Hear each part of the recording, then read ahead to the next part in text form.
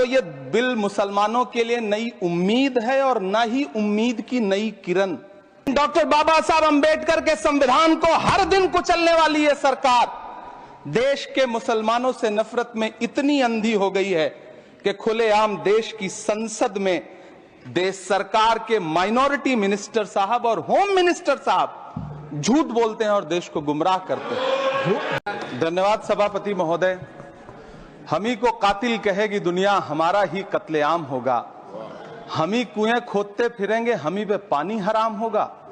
सभापति महोदय, सन 1947 में दिल्ली की जामा मस्जिद की तारीखी सीढ़ियों पर खड़े होकर के भारत रत्न मौलाना अबुल कलाम आजाद साहब ने कहा था कि मुसलमानों कहां जा रहे हो, यह है तुम्हारा मुल्क, यहां तुम्हारे आबाओ अजदाद की कब्रें हैं। उस वक्त मौलाना आजाद की ये सदाएं सुन करके लोगों ने अपने सरों की गठरियां उतार करके रख दी थी। आज उसी दिल्ली में मौजूद देश की संसद में एक बिल आया है जो हमसे उसी जामा मस्जिद की सीढ़ियों के सबूत मांगेगा, जो उन्हीं सीढ़ियों के पास अपनी कब्र में सोए हुए मौलाना आजाद को फिर से कब्र से सदा देनी पड़ेगी कि ये जो कब्र है वो मेरी कब्र है, ये किसी सरकार की जागीर नहीं है।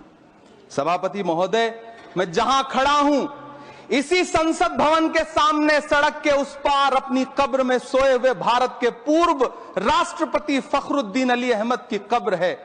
शायद अब उस कब्र से भी सदाएं आए कि ये कब्र मेरी कब्र है, ये सरकार की जागीर नहीं है।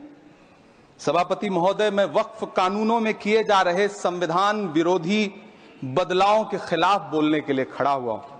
संविधान का आर्टिकल 14 हो, 29 हो, 30 हो, चीख चीख कर कहता है कि देश में सब बराबर के हकदार हैं। आर्टिकल 26 कहता है कि सबको अपने अपने मजहबी कामों के लिए मंदिर, मस्जिद, गिरजाघर, गुरुद्वारों का निर्माण करने का हक है और उसका रखरखाव का भी हक है।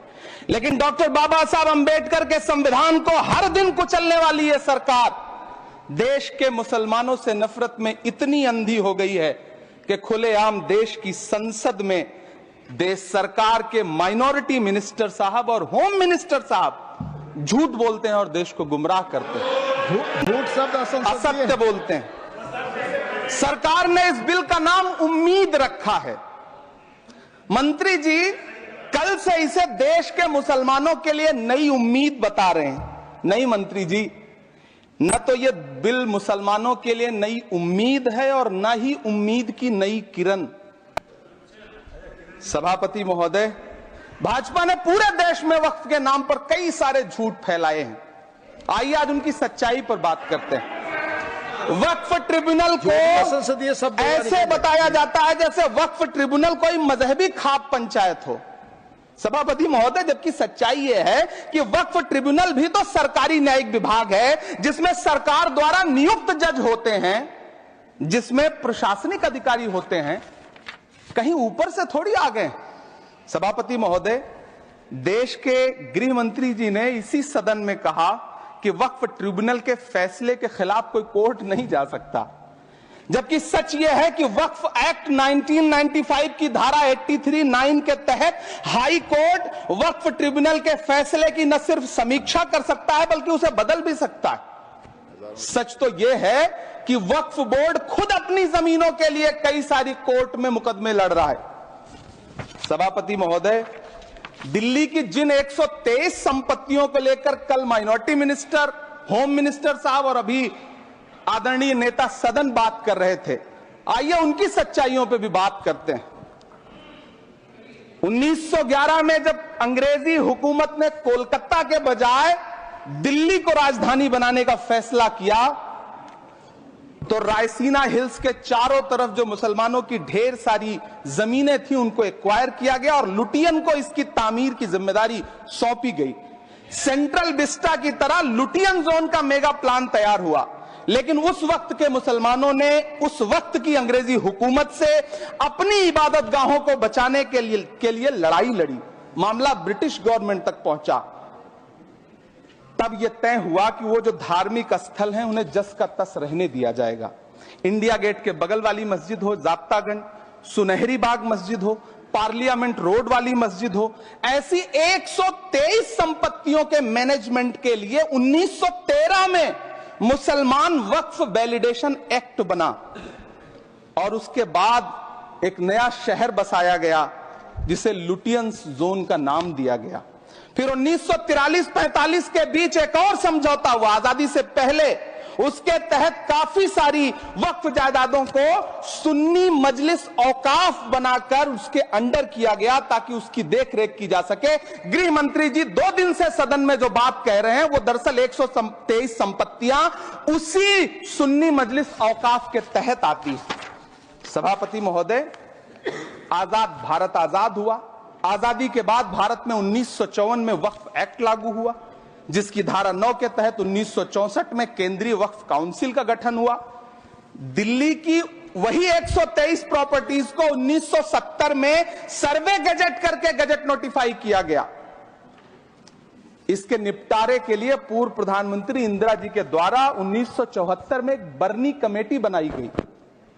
बर्नी कमेटी ने 1976 में इन 123 संपत्तियों को दिल्ली वक्फ बोर्ड की संपत्ति होने की रिपोर्ट सौंपी। उस रिपोर्ट के आधार पर 1984 में कांग्रेस सरकार ने उन 123 प्रॉपर्टीज को दिल्ली वक्फ बोर्ड को सौंपने का फैसला किया, जिसके खिलाफ विश्व हिंदू परिषद कोर्ट गई। मामला 2011 तक पेंडिंग रहा। फिर 2011 में कोर्ट ने सरकार को आदेशित किया कि इसका निपटारा करो। तब 2013 में तत्कालीन यूपीए सरकार ने दिल्ली की उन्हीं 123 जायदादों को बर्नी कमेटी की सिफारिशों के मुताबिक वक्फ बोर्ड के हवाले किया। यही वो प्रॉपर्टीज हैं जिनके नाम से गृह मंत्री जी कल से कांग्रेस को कोस रहे हैं। फिर आई 2014 में भाजपा की सरकार, जो तब से इन जमीनों को हड़पने की साजिश कर रही है। जिस बिल को मुसलमानों के हुकूक की हिफाजत करने वाला बिल बताया जा रहा है, उसी को पेश करने के लिए और उस पर बात करने के लिए लोकसभा में भाजपा सरकार के पास एक भी मुस्लिम सांसद नहीं है। जिस वक्त, मैं लोकसभा कह रहा हूं, सुना करिए, जिस वक्फ बिल को मुस्लिम महिलाओं को हक दिलाने वाला बताया जा रहा है, उसे संसद में पेश करने वाली पार्टी के पास न तो राज्यसभा में, न लोकसभा में, न देश की किसी विधानसभा में एक भी मुस्लिम महिला सदस्य नहीं। कल किरण रिजिजू जी कह रहे थे कि रेलवे की जमीनें देश की जमीनें हैं, डिफेंस की जमीनें देश की जमीनें हैं। हां मंत्री जी, हैं, बिल्कुल हैं। ये जो वक्फ की जमीनें हैं, ये हमारे पुरखों ने धार्मिक कामों के लिए डोनेट किया है, तो हम भी तो इसी देश के नागरिक हैं, हम भी तो इसी देश के बेटे हैं, तो वक्फ की जमीनें भी तो इसी देश की जमीनें हैं। उनको पराया क्यों बोलते हैं आप? सभापति महोदय, अशफाकुल्लाह खान जब फैजाबाद की जेल में फांसी के फंदे पर झूल रहे थे, तो इसी देश की जमीन के लिए झूल रहे थे ना। सभापति महोदय, अंडमान की जेल में काला पानी की सजा काटकर अपनी जान देने वाले मौलाना फजले हक खैराबादी हो या शेर खान अफरीदी हो, वो भी तो इसी जमीन के लिए अपनी जान दे रहे थे ना। सभापति महोदय, पाकिस्तान के खिलाफ लड़ते हुए अपनी जान देने वाले महावीर चक्र विजेता ब्रिगेडियर उस्मान हो या पाकिस्तान के पैटर्न टैंक उड़ाने वाला परमवीर चक्र विजेता वीर अब्दुल हमीद हो, वो भी तो इसी जमीन के लिए अपनी जान दे रहा था ना। और मंत्री जी, मैं इस सदन में अलग ऐलान ये कहता हूं कि जब भी इस देश की जमीन को लहू की जरूरत होगी, आपसे 2 कदम आगे इमरान खड़ा मिलेगा, ये मैं आपसे यकीन दिलाते हुए कह रहा हूं। सभापति महोदय, मैं सरकार से कहना चाहता हूं, हमसे हमारी इबादत गाहें तो मत छीनिए ना, हमारे घरों पे बुलडोजर तो मत चलाइए ना, हमारी कब्रों में तो हमें सुकून से सोने दीजिए ना। सभापति महोदय, माइनॉरिटी मिनिस्ट्री का बजट कट करके, मुस्लिम बच्चों की स्कॉलरशिप बंद करके अब सरकार कह रही है कि हम वक्फ की आमदनी से गरीब मुसलमानों का भला करेंगे। गुजरात की बेटी बिल्किस के बलात्कारियों की रिहाई के बाद उन्हें माला पहनाने वाली लोगों के नेता ये कह रहे हैं कि यह बिल मुस्लिम महिलाओं को उनका हक दिलाएगा। धन्यवाद मोदी जी, क्या बढ़िया सौगातें मोदी दे रहे हैं आप। पहले हमें गुजराते मोदी दिया, आप सौगाते मोदी दे रहे हैं। लेकिन यह सरकार इतना याद रखे कि इसी ठसक के साथ देश की संसद में सीए का कानून भी लाया गया था और कहा गया था बड़े बड़े भाषण दे करके कि पड़ोसी देशों से हिंदू भाइयों को ला करके यहां नागरिकता दी जाएगी। लेकिन मैं आपके संज्ञान में लाता हूं सर कि पिछले इतने दिनों में इनसे नागरिकता लेने के लिए 2000 व्यक्ति भी नहीं आए, जबकि इसके उलट इन्हीं की सरकार में पिछले 10 साल में 15 लाख से ज्यादा भारतीयों ने भारत की नागरिकता छोड़ करके दूसरे देश में जाकर के बस गए। यह हुआ उस कानून का अंजाम। सभापति महोदय, इसी तरह की जिद के साथ किसानों के खिलाफ भी कानून लाए गए थे। जिस तरह आज वक्फ के फायदे गिनाए जा रहे हैं, उसी तरह से किसानों को भी कृषि कानूनों के फायदे गिनाए गए थे। लेकिन अंजाम क्या हुआ? 700 किसानों की शहादत लेने के बाद सरकार को अन्नदाता किसानों के सामने घुटने टेकने पड़े और कृषि कानून वापस लेने पड़े। जिल्ले इलाही, जमहूरियत जो है वो नफरत और ठसक से नहीं चलती है, अकड़ से नहीं चलती है। उसमें सबकी हिस्सेदारी जरूरी है। कल देश के माइनॉरिटी मिनिस्टर ने लोकसभा में खड़े होकर एक शेर सुनाया था कि मुझसे कोई बदगुमान न हो, तो मैं उन्हें एक शेर सुनाना चाहता हूं कि मैं आज जद पे हूं तो इतना खुशगुमान न हो, मैं आज जद पे हूं तो इतना खुशगुमान न हो, चराग सबके बुझेंगे हवा किसी की नहीं। नीतीश कुमार जी हो, चंद्रबाबू नायडू जी हो, चिराग पासवान जी हो, जयंत चौधरी जी हो, देवे गौड़ा जी हो, जीतन राम मांझी जी हो, सबको समझना पड़ेगा कि जब जंगल में आग लगती है तो न वो बरगद बचते हैं जो हवा को आंधी में तब्दील करते हैं, न वो बांस बचते हैं जो आपसी रगड़ से चिंगारी पैदा करते हैं। सभापति महोदय, जब देश को मनमोहन सिंह साहब जैसा काबिल प्रधानमंत्री मिलता है तो देश को आरटीआई जैसा एक्ट मिलता है, सेज जैसा एक्ट मिलता है, मनरेगा जैसा एक्ट मिलता है, लिबरलाइजेशन मिलता है, राइट टू एजुकेशन मिलता है, नेशनल फूड सिक्योरिटी एक्ट मिलता है। लेकिन जब देश को सौगातें मोदी मिलती है तो क्या मिलता है? सीए मिलता है, फॉर्म्स लॉ मिलता है, आर्टिकल 370 मिलता है, इलेक्टोरल बॉन्ड जैसा एक्ट मिलता है और वक्फ अमेंडमेंट एक्ट जैसे बिल देश को मिलते हैं। मुझे तो अपने हमवतन भाइयों से पूछना है कि आपको अपने बच्चों की तरक्की, खुशहाली और नौकरी की दरकार है या फिर मुसलमानों की दान की गई जमीनों को लूटकर धन्ना सेठों को देने की साजिश करने वाले कानून की? सभापति महोदय, यह सरकार रात के 3 बजे तक पूरे देश को जगा करके संसद में अपने ही नागरिकों को नीचा दिखाने के लिए वक्फ बिल ला रही थी, तो उधर रात के 1:30 बजे अमेरिका हम पर 26% टैरिफ लगा रहा था। सरकार की प्राथमिकताएं देश को पता। सभापति महोदय, मैं बहुत भावुक हूं आज, और मुझे अच्छा लगा कि आदरणीय नेता सदन जगत प्रकाश नड्डा जी ने बहुत अच्छी बातें भी की, मन से बातें की। क्योंकि उनके नाम में प्रकाश जुड़ा है तो मैं उनमें हमेशा एक रोशनी की किरण देखता हूं।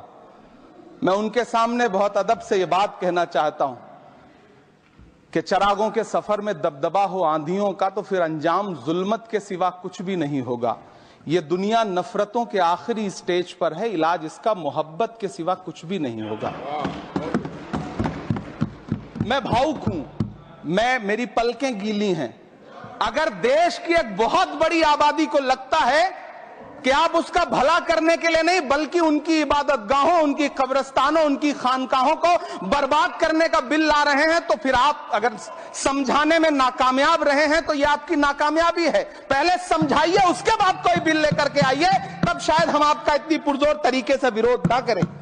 लेकिन सभापति महोदय, मैं अंत में सिर्फ इतना कहना चाहता हूं कि इस बिल में जो भी पॉइंट्स दिए गए हैं, बॉम्सी पोर्टल देख लीजिए, सरकार का झूठ आपको पकड़ में आ जाएगा। हम डरे नहीं हैं, हम सिर्फ सरकार से अपील कर रहे हैं कि हमें अपना समझिए। हम आपके अपने हैं, इस देश के नागरिक हैं और आप ताकत में हैं। संख्या बल के आधार पर बिल हो सकता है आप पास करा ले, लेकिन आपको यह बात समझनी पड़ेगी कि हम तो वो तारीख हैं, जहनों में रहना है जिसे, कागजी पुर्जे नहीं जो फाड़ डाले जाएंगे। जिस जमीन पर मैं खड़ा हूं ये मेरी पहचान है। आप आंधी हैं तो क्या मुझको उड़ा ले जाएंगे? आपको ये बात समझनी पड़ेगी।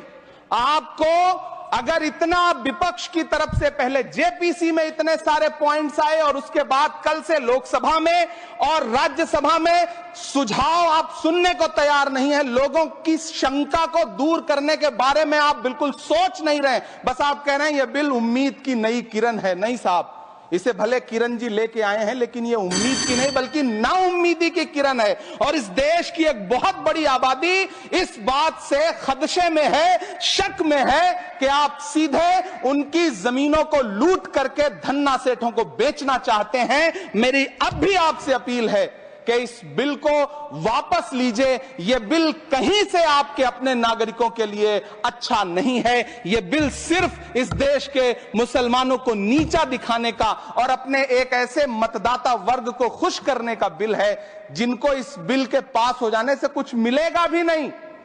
लेकिन आप एक नैरेटिव देना चाहते हैं, एक मैसेज देना चाहते हैं। मेरी आपसे अपील है कि कृपया ये जो सबका साथ सबका विकास का नारा है, इस नारे को रत्ती भर तो चरित्रार्थ कर दीजिए। बहुत बहुत धन्यवाद।